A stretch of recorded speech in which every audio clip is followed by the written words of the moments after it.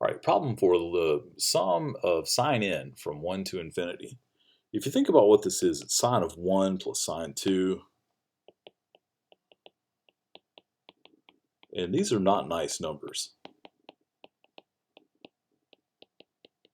I mean, sine of 3 is going to be, 3 is a little less than pi. So if you think about what this is adding up,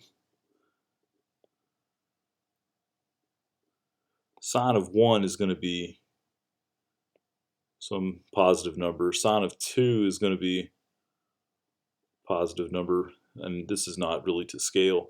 Sine of 3 is going to be close to sine of pi, so it's going to be close to 0. But the thing is, we're adding up a bunch of these numbers. The limit of, as n goes to infinity, of sine n does not exist because it continues to jump around on these numbers between -1 and 1. So the limit doesn't exist. Therefore, by the test for divergence, the series diverges. All right, what about this next guy, number 5? Looking at it, it's if you look at its dominant terms on top and bottom, we get that. So I want to compare it to the series 2n squared over n cubed. And if you take that and rewrite it, it's 2 over n by canceling. Now 2 over n, that's the harmonic series. We know this diverges. Or I guess technically it's 2 times the harmonic series. But it's still going to diverge. So it'd be nice to compare it to 2n squared plus 1 over n cubed. Notice I'm using this version of it here because it's easier to compare that with this. If you look at this, the denominators are the same. The numerator over here is slightly bigger. So we get this. Therefore, this diverges to infinity. This is bigger, so it also diverges to infinity.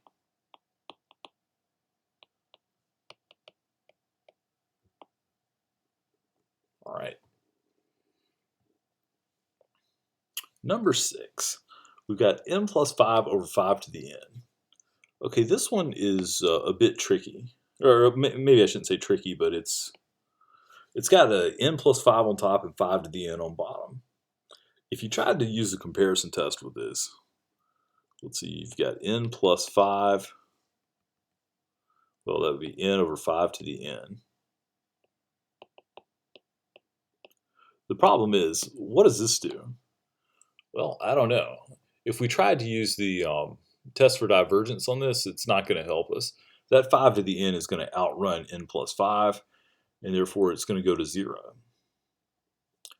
And doing this and attempting the comparison test, that's not really helpful either, because what we've got here isn't a p-series and it's not a geometric series. Down here, this looks like part of a 5 to the n. That's sort of geometric, but this up here is just n. So when you've got a mix of this kind of stuff, use the ratio test.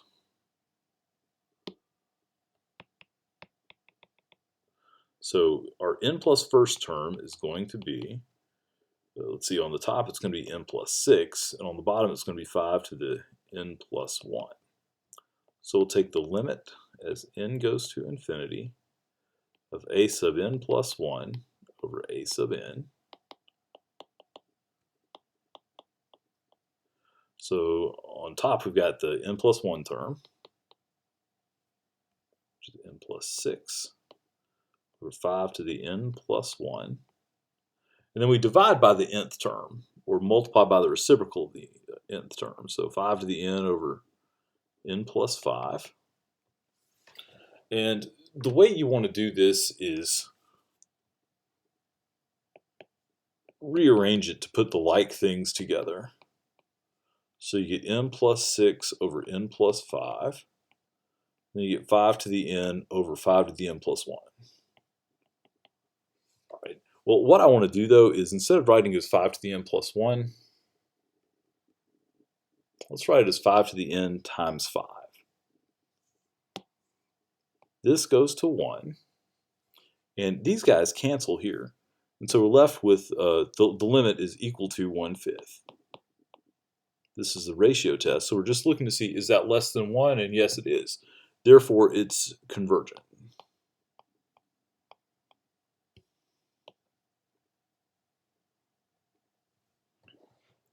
All right. Let's go ahead and do number 7 while we're here. We've got this thing, and let's see. This is it's an alternating series because of that -1. So let's try the alternating series test. Let's see. If I multiply this out,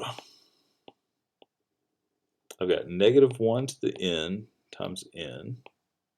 And on bottom, this is n squared plus 3n plus 2. So the alternating series test, what we want to do is look at the terms and see, do the terms shrink to 0? And I'm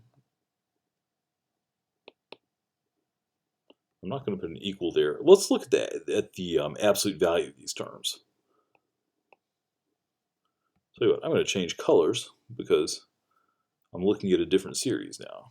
N over n squared plus 3n plus 2. If you look at that, this series right here, as n goes to infinity, this is my like b sub n. If we take the limit as n goes to infinity of this gives us 0.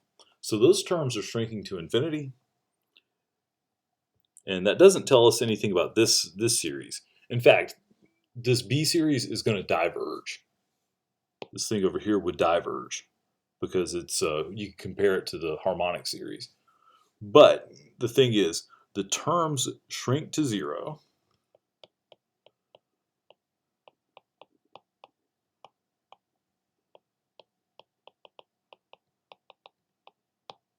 And so therefore, this series over here converges by the absolute, not absolute, by the alternating series test. All right, let's save 8 for the next video.